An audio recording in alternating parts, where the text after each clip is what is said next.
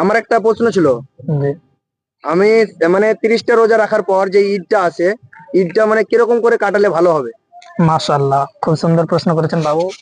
Brother ইসলাম, দেখেন বুখারী শরীফের মধ্যে হাদিস, বিশ্বের মধ্যে সব থেকে হাই লেভেলের হাদিস গ্রন্থ বুখারী শরীফ। এই বুখারী শরীফ 37 নম্বর হাদিস বুখারী শরীফের। রাসূল পাক বলছেন, মান কামা রমাদানান ওয়া ঈমানান ইহতিসাবান গুফিরা লাহু মা তাকাদ্দামা মিন যামবিহি। যেই ব্যক্তি রমজান মাসে নেকির উদ্দেশ্যে রমজান মাসে রোজা রাখবে, তার পূর্ববর্তী গুনাহকে রব্বুল আলামিন ক্ষমা করে দিবেন। তো বুঝতে পারলেন বুখারী শরীফের সহিহ হাদিস থেকে রোজা রাখার ফজিলত কতটা। তো মুসলমান যে ব্যক্তি রোজা রাখবে তার পূর্ববর্তী গুনাহকে আল্লাহ পাক ক্ষমা করে দিবেন। রোজার গুরুত্ব বুঝতে পারলাম। তো 30টি রোজা রাখার পর আমাদের কাছে ঈদ আছে। তো ঈদে বর্তমান সমাজে দেখতে পাওয়া যায় যুবক ভাইদেরকে, এরা মনে করে যে বিকেল বেলায় বাইক নিয়ে গিয়ে মেয়ে দেখা এটা হলো ফরজ, মানে দেখতেই হবে। তো মুসলমান, আমি বলবো 1 মাস কষ্ট করে রোজা রাখলেন, রোজাটাকে বরবাদ করিয়েন না।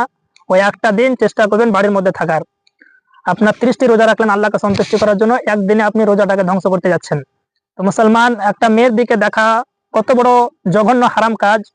আপনার তিরমিজি শরীফের মধ্যে নবী পাক জ্ঞানের নলেজ আলীকে বলছেন, ইয়া আলী লা তুতবিইন নাজরাতা নাজরাতা ফা ইন্না লাকাল উলা ওয়া লাইসা লাকাল আখিরা।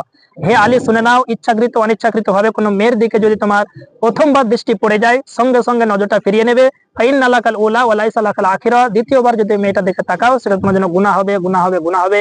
তো একটা মেয়ের দিকে তাকানো এটা স্পষ্ট হারাম, হারাম, হারাম। 30টি রোজা রেখে নামাজ পড়ে ইবাদত বান্দাগি করে আপনি রোজাটাকে বিফলে দিবেন না। তাই যুবকদেরকে বলবো, ওই দিনে 4 চাকা হোক, কেটিএম হোক, অ্যাপাচি হোক, এরোপ্লেন হোক, যাই থাক না কেন, ওই দিনে আপনি এসব নিয়ে বাইরে যাবেন না। আল্লাহ পাক আমাদের সকলকে বোঝার তৌফিক আতা করুক। আসসালামু আলাইকুম ওয়া রাহমাতুল্লাহি ওয়া বারাকাতুহু। ধন্যবাদ হুজুর।